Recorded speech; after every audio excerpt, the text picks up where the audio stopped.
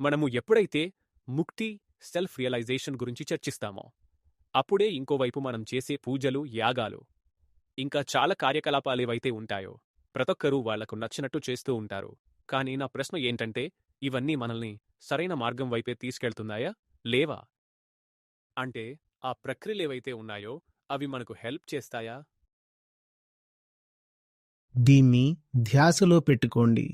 మీరేదైతే చేస్తూ ఉంటారో వాటన్నింటి ఉద్దేశం మీ సమస్యకు పరిష్కారం కోసమే ఉండాలి. ఒకవేళ సమస్య ఉంటే దాని పరిష్కారానికి బదులు ఇటు అటు దేవులాడడం కరెక్ట్ కాదు. ఏదైనా చేసే ముందు దాంతో నా సమస్యకు పరిష్కారం దొరుకుతుందా లేదా అని అడగడం మన బాధ్యత. మన మొట్టమొదటి కర్తవ్యం స్వధర్మంలో జీవించడం, మన అసలైన స్వభావంలో జీవించడం. అర్థమైందా? కర్తవ్యం అంటే అసలైన పనిని పూర్తి చేయడం. ఒకవేళ సమస్య ఉంటే దానిని పరిష్కరించడమే మన మొట్టమొదటి కర్తవ్యం. సమస్య ఏదైతే ఉందో దాన్ని పక్కన పెట్టి దానిని పరిష్కరించకుండా మిగతా పనులు చేయడం మనకే మేలు కాదు. అసలైన కర్తవ్యాన్ని మరవడం ఇదే అధర్మం. అర్థమవుతుందా? పూజలు, పండుగలు అవి ఏమైనా కావచ్చు. ఇలా ఏవైతే చేస్తూ ఉంటారో వాటితో మీ సమస్యకు పరిష్కారం దొరుకుతుందో లేదో అడగండి. నిజాయితీగా అడగాలి. అర్థమవుతుందా? ఇది నమ్మండి, అది నమ్మకండి అని నేను అనట్లేదు. కానీ ఏవైతే చేస్తూ వచ్చామో అవన్నీ ఎందుకు చేస్తున్నాం అని సవాలు చేయమంటున్నాను. వీటితో నా అసలైన సమస్యకు ఎలా సంబంధం ఉంది అని అడగాలి. కాని మీరు ఈ సవాలు చెయ్యరు. ఎందుకో తెలుసా? ఆ సవాలు ఎందుకు చేయరంటే మీరే ఎన్నడూ ఈ సవాలును స్వీకరించలేదు కాబట్టి. ముందు మీరే స్వీకరించండి కదా మీ అసలైన సమస్య ఇది అని. ఒకసారి ఒప్పేసుకున్నామే అనుకోండి, ఇలా వేలితో పిన్ పాయింట్ చేస్తూ ఇదే నా అసలైన సమస్య అని ఈ చోట లేక ఆ చోట ఏదో ఒకటి చేస్తున్నామే అనుకోండి, ఇక్కడ నిజాయితీగా ఒక ప్రశ్నను అడగవచ్చు. అంటే ఇదేదైతే చేస్తున్నానో వాటితో ఈ సమస్యకు పరిష్కారం లభిస్తుందా లేదా? ఈ స్పష్టమైన ప్రశ్నకు స్పష్టమైన జవాబు వస్తుంది, ఎస్ లేదా నో. ఇక్కడ ఎలాంటి గడబిడ చేయొద్దు. కాని మనం ఎలాంటి గడబిడ చేస్తామో తెలుసా? ఆ సమస్య ఏంటో మనకు మనమే చెప్పుకోము. ఇక్కడ మనం అంటాం, నా సమస్య ఇక్కడుందేమో, ఇంకా నేను స్పష్టంగా చెప్పలేకపోతున్నా, ఇలా కావచ్చు లేదా అలా కావచ్చు అని గందరగోళాన్ని సృష్టించుకుంటాం. అసలైన దాన్నే అస్తవ్యస్తం చేసుకుంటాం. దీంతో ఏమవుతుంది అంటే, ఇదిగో ఇలా పిన్ పాయింట్ చేసే బదులు నా సమస్య అక్కడెక్కడో ఉండొచ్చు అని నమ్మడం మొదలెడతారు. ఒకవైపు మీరు అటు ఏదైనా చేస్తున్నారే అనుకోండి, అది ఏదైనా ఉపాయం కావచ్చు, ఆధ్యాత్మిక ప్రక్రియ కావచ్చు. మీరు అనుకుంటారు, దీంతో ఎలాంటి లాభం జరుగుతుందో ఏమో, నా సమస్య ఇక్కడే ఉందేమో లేదా ఇక్కడ ఉందేమో, ఇక్కడ కూడా ఉండొచ్చు కదా నా సమస్య. నిజంగా మీరే ఇప్పటి వరకు మీ అసలైన సమస్య ఇక్కడ ఉందని ఒప్పుకోలేదు. ఒకవేళ మీరు ఎవరి దగ్గరికైనా వెళ్తే వాళ్ళంటారు, ఇదిగో ఇలా ఈ ప్రక్రియను పాటిస్తే ఇలా లాభం జరుగుతుంది అని అనగాని మీరంటారు, చాలా బ్రహ్మాండమైన విషయం తెలిసిందే అని అనుకుంటాం. నా సమస్య ఇక్కడే ఉందేమో లేదా ఇక్కడే ఉందేమో, లేకపోతే ఇక్కడే ఉంది కావచ్చు అని అనుకుంటాం. చెప్పేది అర్థమవుతుందా? ఎలా వ్యవహరిస్తామంటే మనకేదో గుప్తమైన రోగం ఉన్నట్టు, ఇంకా ఆ రోగం ఉంది అని మనమే ఒప్పుకోవట్లేదు. కాని ఆ వెలితి వల్ల మనలో ఇటు నుంచి లేదా అటు నుంచి ఏదో కోల్పోయినట్టే అనిపిస్తుంది. అయితే మనము ఏదైనా పెద్ద ఆసుపత్రికి వెళ్ళిపోతాం. ఎక్కడికెళతాం? ఆసుపత్రికి. అది కూడా మల్టీ స్పెషాలిటీ ఆసుపత్రికి. అక్కడ అది ఉండొచ్చు, ఇది ఉండొచ్చు, లేదా అది కూడా ఉండొచ్చు. తరువాత ఇక్కడి నుంచి అక్కడికి చెంగు చెంగుమంటూ కిడ్నీలా డాక్టర్ దగ్గరికెళ్తున్నాం. ఇళ్ల దగ్గరికి, ఆళ్ల దగ్గరికి వెళ్తున్నాం. మజా వస్తుంది కదా. మధ్య మధ్యలో కిందికెళ్ళి పానీపూరులు కూడా తినేసి రావటం చాలా మజాగా అనిపిస్తుంది కదా. వెళ్ళిన చోట ప్రతొక్కరు ఇదే అంటున్నారు, ఇది చేసుకోండి, ఆ టెస్ట్ చేసుకోండని. మనకేమో ఏదో పర్పస్ఫుల్ పని చేస్తున్నట్టు అనిపిస్తుంది. అర్రా, ఇప్పుడు ఎంఆర్ఐ తీయించుకుంటున్నాం, ఇప్పుడేమో నెఫ్రాలజీ ల్యాబ్లో ఉన్నాం, ఇక్కడికెళ్తున్నాం, సిటీ స్కాన్, ఎక్స్రే తీయించుకుంటున్నాం, ఈ టెస్ట్ జరుగుతుంది, ఆ టెస్ట్ జరుగుతుంది. ఏవైతే టెస్టులు ఉంటాయో ప్రతొక్కటి చేయిస్తున్నారు. ప్రతొక్కళ్ళు వాళ్ళ మనసులో అనుకుంటున్నారు, ఏమో ఇవి ఎక్కడో ఒకచోట లాభం కలిగిస్తుందేమో, నిజంగానే ఏమైనా లాభం జరుగుతుందేమో, ఒకసారి చేసి చూద్దాం. కానీ వాస్తవంగా మీ సమస్య ఏంటో మీకు తెలుసు. కానీ ఈ వాస్తవాన్ని ఒప్పుకోవాలంటే ప్రాణం వణికిపోతుంది. చిన్నప్పటి నుంచే ఏం నేర్పిస్తారు? ఏది అడగకూడదు, సవాళ్లు చేయకూడదని, చివరికి మనసులో సవాళ్లు వస్తే వాటిని కూడా పట్టించుకోవద్దని. అంతే కదా.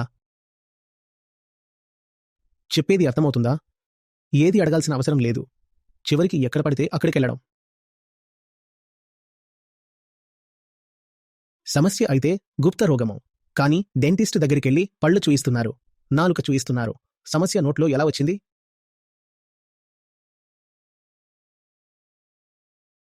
అర్థమవుతుందా? ప్రతొక్కటి సఫలమయ్యే అవకాశాలున్నాయి. ఖచ్చితంగా అవుతుంది. కానీ దానివల్ల మీ సమస్యకు పరిష్కారం ఎలా దొరుకుతుందో తెలుసుకోవాలి. ముందైతే మనకు మన సమస్య ఏంటో తెలీదు. ఇంకా పరిష్కారం కోసం ఎక్కడికైతే వెళ్తున్నామో దాని గురించి కూడా తెలీదు.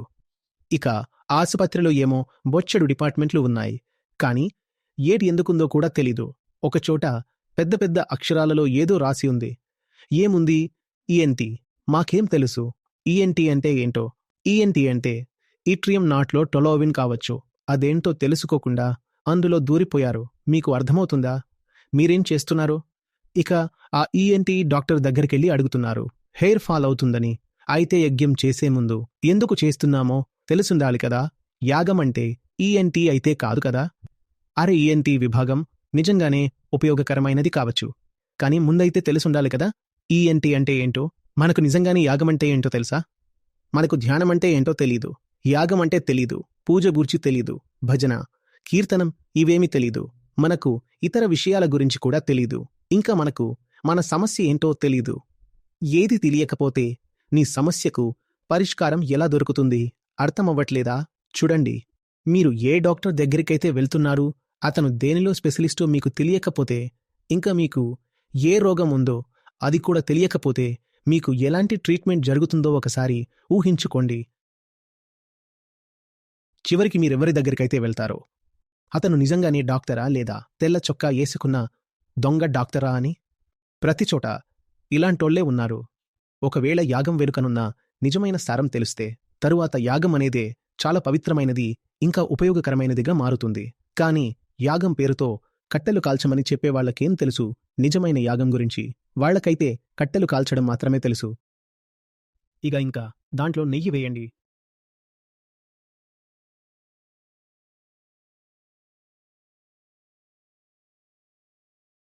షాపింగ్ మాల్స్లలో కూడా దొరుకుతాయి కదా అవి.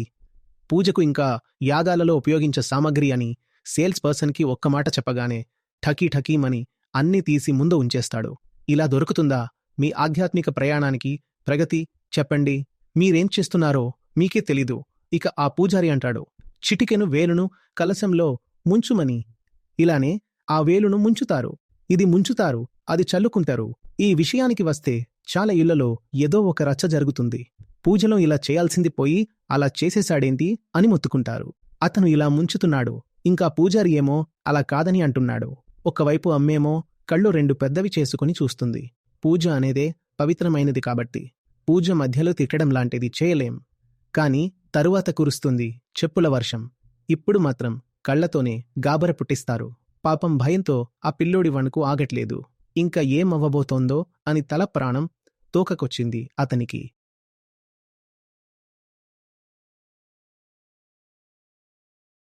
ఈ మంత్రాల అర్థమేంటో చెప్పమని ఆ పూజారికి అడగండి. అతనికే ఏం తెలీదు. కొబ్బరికాయ, అరటిపండు సేపు ఇవన్నీ పట్టుకుని కూర్చున్నాడు. బొంది లడ్డు తీసుకురమ్మంటున్నాడు. వీటన్నింటిని పట్టుకుని ఏం చేస్తావు? వీటిని ఆ మంటల్లో వేస్తే ఏం లాభముంది చెప్పు? యజ్ఞం యొక్క అసలైన అర్థం తెలుసుకోకపోతే దాని నుంచి లాభం ఎలా పొందగలవు చెప్పు? ఇక పూజలో ఓం జై జగదీశ హరే అంటావు, కాని జగత్తు గురించి అయితే తెలీదు. మరి జయ జగదీష్ అని ఎందుకంటావు? ఏమైనా తెలుసుకుంటావా, లేక నువ్వే అందరి స్వామి అని గునుగుతూ ఉంటావా? నీ అసలైన స్వామి అయితే నీ అర్ధాంగియే. కాని నువ్వే మా స్వామి అని ఎందుకు అబద్ధలాడుతున్నావు? నీకు అందరికంటే పెద్ద స్వామి అయితే నీ అహంకారమే. బయటేమో నువ్వే నా తల్లి తండ్రి అని అంటున్నావు. ఎలా? వివరించి చెప్పు. బ్యాంకు ఫారం నింపేటప్పుడు తండ్రి స్థానంలో జగదీష్ పేరును రాస్తావా? ఎందుకు అబద్ధాలాడుతున్నావు? ఎలాంటి లాభం దొరుకుతుందో చెప్పు. అలాంటి ఆరతి చేసి కొంచెమైనా అర్థం చేసుకునే ప్రయత్నం చేస్తారా? లేదా చివరికి ఇదే కారణంగా ధర్మమంతా మలీనమైపోయింది. ఏం తెలుసుకోవలసిన అవసరం లేదు, ఏం అర్థం చేసుకోవలసిన అవసరం లేదు. గుడ్డిగా చేస్తూ పోవడం, అనుసరించడం. అక్కడ అమెరికాలో పూజారులు ఇంపోర్ట్ అవుతారు. పుట్టెంటికలు తీసేటప్పుడు మంత్రాలు చదవడానికి ఎవరో ఒకరు కావాలి కదా. నువ్వే ఆ మంత్రాలను చదవచ్చు కదా. ఏ మంత్రాలు అవి? లేదా ఋషులు ఆ మంత్రాలు అందరికోసం కాదని చెప్పారా?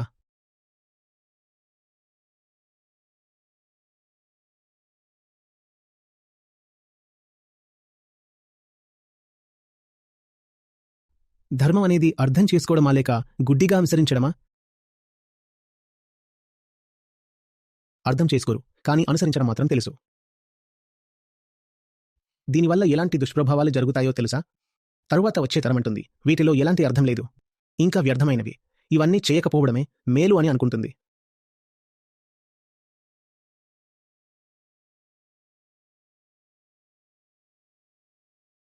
అర్థం చేసుకోకుండా పూజా అర్చనలు చేయడం వల్ల ఇప్పుడు స్థితి ఇలా ఉంది అంటే, ఒక తరం మొత్తం ఎలాంటి పూజలు, ఆరాధనలు చేయడానికి ఇష్టపడట్లేదు. వాళ్లను దూషించడం కరెక్ట్ కాదు. ఎందుకంటే వాళ్ళు వాళ్ళ ఇళ్లలో ఇదే చూస్తారు. వాళ్ళ అమ్మ, నాన్న, బాబాయ్, పిన్ని అందరూ ఏం అర్థం చేసుకోకుండా గుడ్డిగా అనుసరిస్తారు. నిలబడి చేతులు జోడించి కళ్ళు మూసుకుని ఏదో ఒకటి చేస్తూ ఉంటారు. ఒకవైపేమో అత్తలు గంట కొడుతూ, ఇంకోవైపు కోడలు పిల్ల ఏం చేస్తుందో అని నిఘా పెట్టి చూస్తారు. ఇలానే చేస్తారా లేదా? ఒకవైపు గంట కొడుతూ అటు కుక్కర్ విజిల్స్ విని లబోదిబోమని పరుగు తీస్తారు. మీరు ఎవర్ని ఎర్రోల్లి చేస్తున్నారు? అక్కడ నిలబడి ఇదంతా చూస్తున్న ఆ బుడ్డోడు జీవితంలో ఇంకెప్పటికీ గంట కొట్టాలనుకోడు. ఒక తరం మొత్తాన్ని అధార్మికులుగా మార్చేశాం మనం. ఇలానే చేశామా లేదా?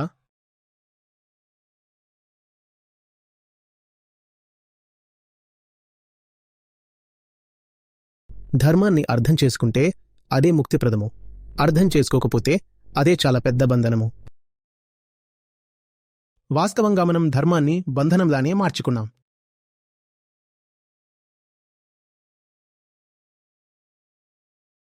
మన జీవితం మొత్తమే ఒక యజ్ఞంలో ఉండాలి.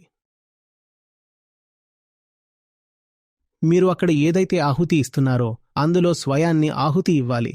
అంటే మీ అజ్ఞానాన్ని ఆహుతి ఇవ్వాలి.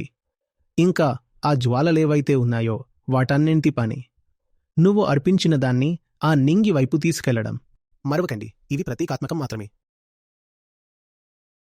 మిమ్మల్ని మీరు ఒక అసలైన చోట సమర్పించండి. తరువాత ఆ చోటే మిమ్మల్ని ఆకాశమంత ఎత్తుకు తీసుకెళ్తుంది. ఇది అసలైన యజ్ఞం యొక్క అర్థం.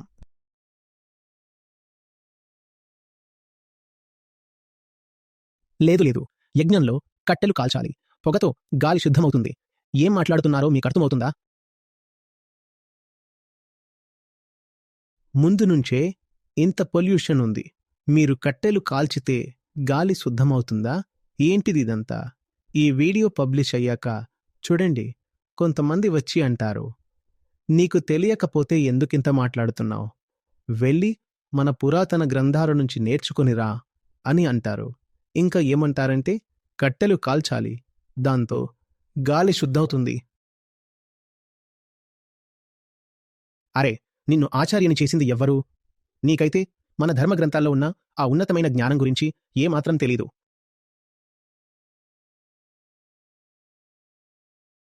ఇంకా మిస్టికల్ మహాగురువులు కూడా ఉన్నారు కదా, వాళ్ళంటారు, there is an ancient science.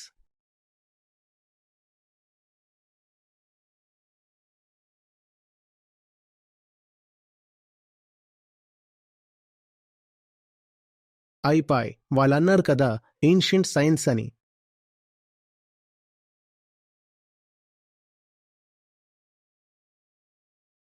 Science కాదు, అది ఒక ప్రతీకాత్మకం అంతే. మరవకండి, ఇక్కడ ఎవరి గురించి ఉంది?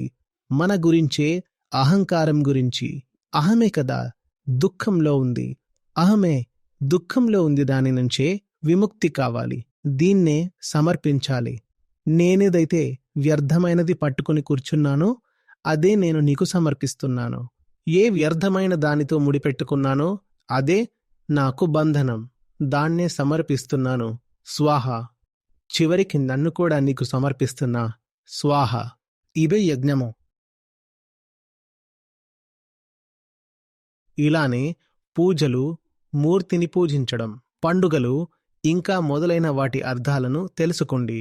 ఇవేమి తెలుసుకోకుండా మీరు గుడికెళ్తే ఎలాంటి ఉపయోగం లేదు. కానీ గుడి కూడా చాలా ఉపయోగకరమైన చోటుగా మారే అవకాశాలున్నాయి. అది కూడా గుడ్డిగా అనుసరించడం మానేసాకే.